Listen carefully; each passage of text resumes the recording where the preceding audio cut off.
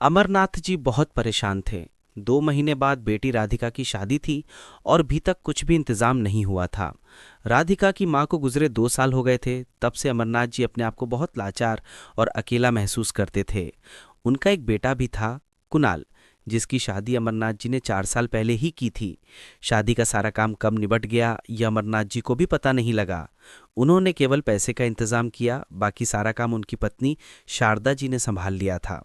सपना को बहू के रूप में पाकर राधिका की मां बहुत खुश थीं। लेकिन समय बदला और कुणाल और सपना का व्यवहार पूरे घर से बदल गया। दोनों अपने आप में मस्त रहते थे। 2 साल पहले कैंसर से जूझते हुए शारदा जी ने अंतिम सांस ली। उससे 2 दिन पहले उन्होंने अपने पति से कहा, देखो मैं अब जा रही हूँ, मुझे माफ कर देना। आपको अब अपना ध्यान खुद रखना होगा। बेटी की शादी की जिम्मेदारी आपके ऊपर है। बहू बेटे से ज्यादा उम्मीद मत रखना। अमरनाथ जी बोले, शारदा, तुम्हारे बगैर ये सब कैसे होगा? मुझे तो इस सब की कुछ समझ ही नहीं है। शारदा जी की आंखों से आंसू बह रहे थे, जैसे सब कुछ अधूरा छूटा जा रहा था। फिर उन्होंने जल्दी से अपने आंसू पोंछते हुए कहा, मैं कहीं नहीं जा रही हूँ, हमेशा तुम्हारे साथ रहूंगी। और राधिका बिल्कुल मेरी परछाई है, वो सब कुछ संभाल लेगी। बहू पर ज्यादा गुस्सा मत करना, बच्ची है अभी, धीरे धीरे सब समझ जाएगी। अमरनाथ जी आंखों में आंसू रोके शारदा जी की सारी बातें सुन रहे थे, लेकिन उन्हें पता था कि अब जीवन उन्हें जीवन साथी के बगैर ही काटना है। आज शारदा जी को गए 2 साल हो गए। इस बीच जीवन में इतना कुछ बदल गया जिसकी उन्हें कल्पना भी नहीं की थी। बेटे बहू ने किनारा कर लिया था, वे अब अलग फ्लैट में रहते हैं। बेटी की शादी की चिंता में अमरनाथ जी बहुत कमजोर हो गए थे। वे जो दुकान चलाते थे वहां अब मॉल बन गया था, इसलिए उन्हें घर बैठना पड़ा। अब कुछ और करने की हिम्मत उनमें नहीं थी। जो जीवन भर जोड़ा था उससे बिटिया की शादी करना चाहते थे। बेटी जॉब करती थी, उसी से घर खर्च चलता था। राधिका अपने पापा का बहुत ध्यान रखती थी, लेकिन वो काम में इतनी व्यस्त रहती थी कि उसे घर आकर भी ऑफिस का काम करना पड़ता था। इसलिए दोनों टाइम का खाना नाश्ता अमरनाथ जी को ही बनाना पड़ता था। राधिका की शादी पक्की करके अमरनाथ जी को बहुत खुशी हो रही थी। वे घंटों अकेले शारदा जी की फोटो के सामने बैठकर उनसे बात करने की कोशिश करते रहते थे, अपनी खुशी बताते थे। साथ ही उन्हें दुख भी था कि बेटी के हाथ पीले करते ही वे अकेले रह जाएंगे। एक दिन अमरनाथ जी सुबह जल्दी ही घर से निकलने लगे तो राधिका ने टोका, पापा, इतनी सुबह कहाँ जा रहे हो? नाश्ता भी नहीं किया आपने। रुको, मैं नाश्ता बनाती हूँ। अमरनाथ जी बोले, बेटी, आज तो संडे है, तू आराम से नाश्ता बना लेना, मुझे ज़रूरी काम है। तेरी शादी की तैयारियां करने ही जा रहा हूँ। आज तू नाश्ता और खाना बना लेना, दोपहर को मिलते हैं। अमरनाथ जी यह कहकर जल्दी से निकल गए। राधिका वापस सोने चली गई। अमरनाथ जी ऑटो से एक बिल्डिंग में पहुंच गए। वहां एक फ्लैट के सामने उन्होंने डोरबेल बजाई। सामने उनकी बहू सपना खड़ी थी। ओहो, पापा जी, आप यहाँ कैसे? आपको यहाँ का पता कैसे मिला? अमरनाथ जी खून का घूंट पीकर भी चुप रहे, क्योंकि उन्होंने शारदा जी को वचन दिया था कि अब वे बहू बेटे से कभी कुछ नहीं कहेंगे। सपना ने अंदर जाते हुए कहा, कुणाल, तुम्हारे पापा आए हैं। कुणाल बाहर आया। अरे पापा, आप अंदर आइए ना, क्या बात है, सब ठीक है ना? अमरनाथ जी उसके साथ अंदर आ गए। बेटा, राधिका का रिश्ता पक्का कर दिया है। शादी में अब सिर्फ 1 महीना बचा है। मैं चाहता हूं कि तुम दोनों पहले से घर आकर सारा काम संभाल लो। मैं अकेला पड़ गया हूं, तुम्हारी माँ भी नहीं है। बेटी की शादी में मैं कोई कसर नहीं छोड़ना चाहता हूं। इससे पहले कि कुणाल कुछ बोलता, सपना बोली, देखिए पापा, हमसे कोई उम्मीद मत रखिए। मुझे पता है आप पैसों के लिए यहाँ आए हैं। इस फ्लैट को देखिए, इसकी ईएमआई में कुणाल की आधी सैलरी चली जाती है। अमरनाथ जी का दिल भर आया। मन किया कि अभी यहाँ से उठकर चले जाएं, लेकिन उन्होंने कहा, नहीं नहीं बहू, पैसों की ज़रूरत नहीं है, बस जिम्मेदारी उठाने की बात है।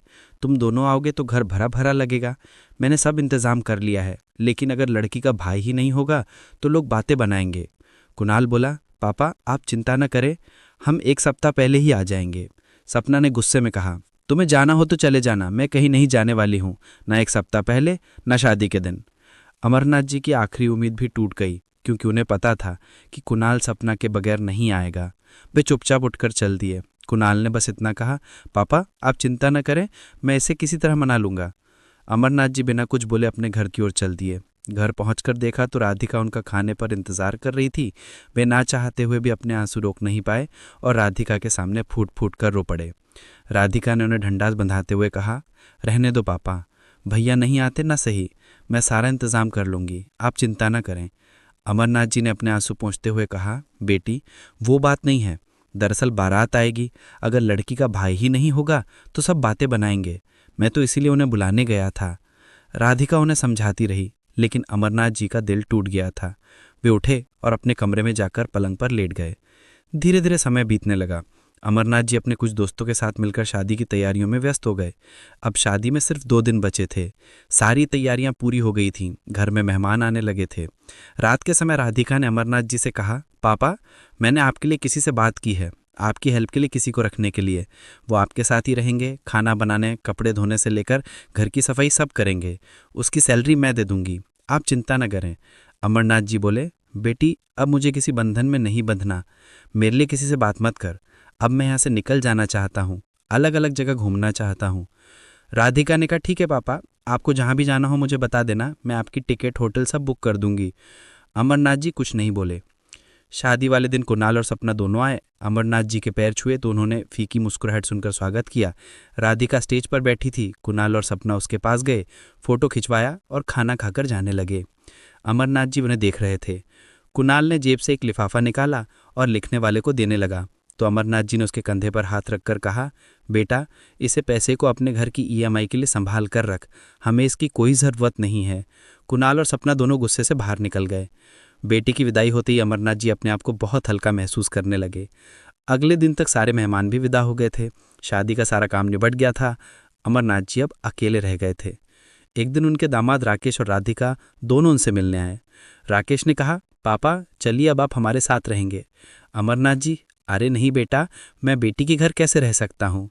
तब राकेश ने कहा, पापा, हम यहाँ फ्लैट में रहते हैं और आपकी बेटी ने शादी से पहले शर्त रखी थी कि पापा हमारे साथ रहेंगे तभी शादी होगी। राधिका बोली, पापा, ज़रूरी नहीं है कि आप अकेले रहें। अगर आप अकेले रहेंगे तो मैं भी सुखी नहीं रह पाऊंगी। राकेश ने कहा, पापा, हमें भी बड़ों का साथ चाहिए। आपको तो पता है मेरा परिवार गांव में रहता है, यहाँ एक ही शहर में आप अकेले रहें ये नहीं हो सकता। हमने पहले ही प्लानिंग करके एक बड़ा फ्लैट लिया था जिससे हम सब साथ रह सकें। राकेश और राधिका जिद करके अमरनाथ जी को अपने साथ ले गए। अमरनाथ जी सोच रहे थे, बेटे ने साथ छोड़ दिया और दामाद ने साथ दे दिया, क्या नियति है। इस कहानी को पढ़ने के लिए आप सभी का बहुत बहुत धन्यवाद। अगर आपको ये कहानी पसंद आई हो तो लाइक, शेयर, सब्सक्राइब और कमेंट करना न भूले दोस्तों। Thank you so much.